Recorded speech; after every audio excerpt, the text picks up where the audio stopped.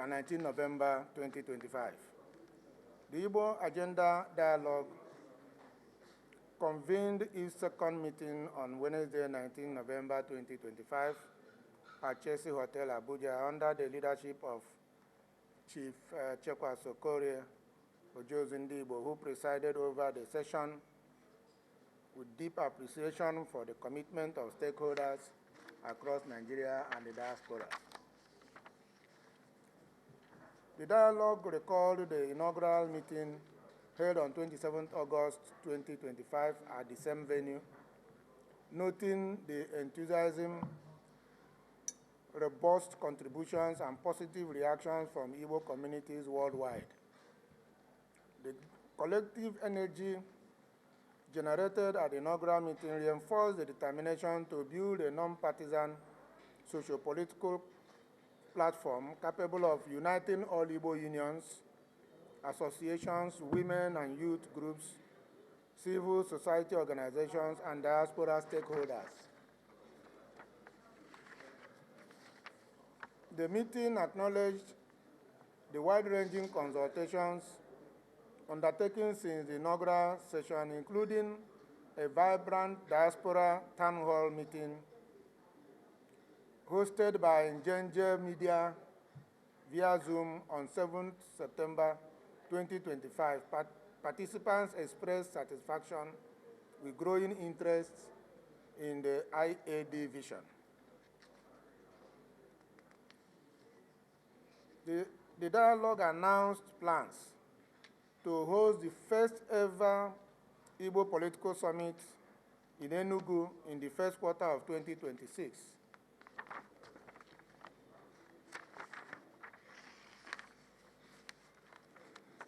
The summit will feature the formal unveiling of the first Igbo Political Charter, a document intended to articulate the political aspirations, rights, and responsibilities of the Igbo nation within Nigeria. To ensure the Charter reflects collective Igbo interests, individuals, associations, and relevant stakeholders are invited to submit contributions and recommendations. Dr. Emeka Okengwu, sitting directly by my right, will coordinate the development process and provide guidance on submissions. The convener reaffirmed his public declaration of complete disengagement from partisan politics, emphasizing that the neutrality of the leadership is essential for the credibility and unity of the IAD project. So what that means is that for the remainder of my earthly existence, I am no longer available for partisan political engagement. The dialogue reaffirmed that the Igbo people constitute one of the largest and most widely dispersed ethnic nationalities in Nigeria. Participants emphasized that the Igbo have no justification for political irrelevance or acceptance of disrespect from any part of the country going forward. The meeting noted with concern the long-standing political and structural disadvantages imposed on the Igbo since the end of the Nigeria-Biafra War in 1970. These include disparity in state creation that left the Southeast with 5 states instead of 6 or 7 like other zones. Unequal allocation of local government areas, 95 in the Southeast and 188 in the Northwest. Boundary adjustments that reduced Igbo landmass and transferred major oil-bearing areas to neighboring states. These actions were identified as systemic attempts to weaken the Southeast economically and politically. The dialogue resolved that rather than continue lamentations, the Igbo must pursue coordinated political action within the framework of Nigeria's existing constitutional order. Given the repeated failures to achieve restructuring Through national engagements since 1999, the dialogue agreed that the Igbo must take their destiny into their own hands by exercising their democratic power. The IAD resolved that all eligible Igbo people must actively participate in future electoral processes, beginning with the 2027 general election. Unity of purpose and mass political participation were identified as key strategies to redraw the political map of Nigeria and restore dignity and equitable representation to the Igbo nation. The dialogue adopted as a major resolution the commitment to present the above political mobilization strategy to the forthcoming Igbo Political Summit for formal endorsement as a central pillar of the Igbo Political Charter. Conclusion. The meeting concluded with renewed dedication to the collective Igbo cause. Participants expressed confidence that with unity, faith, and political vigilance, the persistent challenges of marginalization will be addressed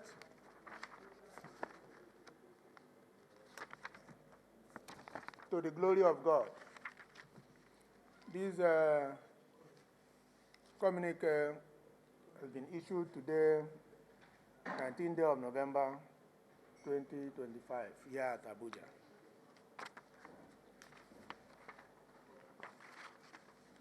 So, if there are questions, as I can remember since 1970.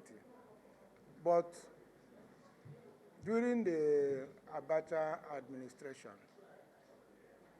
there was a national, no, let me come recently to the President Obasanjo's government.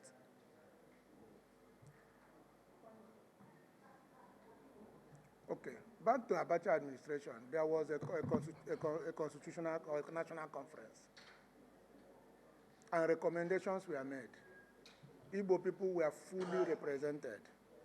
The likes of Dimodime Gojuku, Dr. Lex Ekweme, name all of them, many of them have joined our ancestors. And recommendations came out of that national conference, which included the zoning of Nigeria into 6 geopolitical zones, included the presidency, and that was proposed by Dr. Lex Ekweme. But when it went in, the recommendations were sent into the federal government, military government. They constituted another committee headed by one northern professor of law. Don't want to mention his name, he's still alive. They altered everything that was, every key thing that was in that recommendation, and removed that recommendation of 6 geopolitical zones from the document. Another conference was held. It was General Salami Abubakar's government that now imposed the 1999 Constitution on Nigeria. As we speak today, they only use 6 geopolitical zones when it is convenient to them. It doesn't exist in Nigerian Constitution. There is nothing that Igbo people have not done. Even in that national conference I made reference to, we had to produce an Igbo memorandum to the conference. It was a big compendium.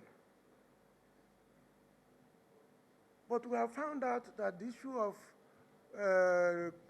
restructuring or amending the Constitution is just meant to sedate our people, and later they will leave us to keep dozing away. There has never been any sincerity to amend anything that is critical to the issue of lopsidedness in this country. And it's not far-fetched. The Abdul Salami Abubakar government inserted in that constitution provisions that will make it easier for the proverbial camel to pass through the eye of the needle than for a new state to be created. That is why no civilian government has been able to create one state. You can't even alter local governments. That was why the president we have today was a governor of Lagos State, tried to create more local governments, which eventually they called development centers. And that resulted in seizing, President Obasanjo, also a Yoruba man, seized their revenue for as long as he liked, in spite of the judgment of the Supreme, the Supreme Court. So it's not a question of whether we have tried. What have we not tried?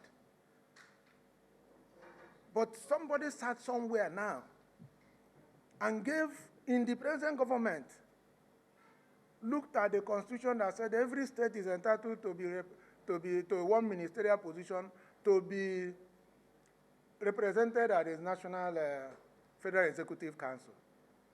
What did our President Tinubu do? He made sure Southeast got their 5 ministers, as required by Constitution. But he went ahead and gave Ogun State, one state, 10 ministers. Meaning that Ogun State is has 2 times more representation in that council than the whole of the Southeast. So what we have decided is to stop complaining. And we have to take our destiny in our own hands. And by 2027, we are going to redraw the political map of Nigeria by ourselves. And we will make the difference in the outcome of that election. Yes? Celebrating the signing into law of the Southeast Development Commission. But I'm beginning to doubt whether I celebrated too early. Because this is 11 months after the board was inaugurated. I am not aware that as we speak that one dime from federal government has been given to that commission. As of today, as we speak, that commission has no office in Enugu, where it's supposed to be its zonal headquarters. And I understand that they can't even rent an office because no money was given to them. The management team of that commission is one of the best we can say we have in Igbo land. And they did not hesitate to produce a blueprint for the development of the Southeast, including drawing, attracting external investments, foreign investments, to the tune of $150 billion. And the young man, very agile and a brilliant young man, who is the MD of that commission, took that blueprint to the president. It was in the news. And the president looked at it, was impressed, and commended him for thinking ahead. But how can they attract anything when there is no office? Even foreign investors to visit them to discuss. Where will they visit them? So the basic amount to set up even office infrastructure to begin their work has not been given. So that's why I thought, in fact, many of us, I believe, would celebrate it too early.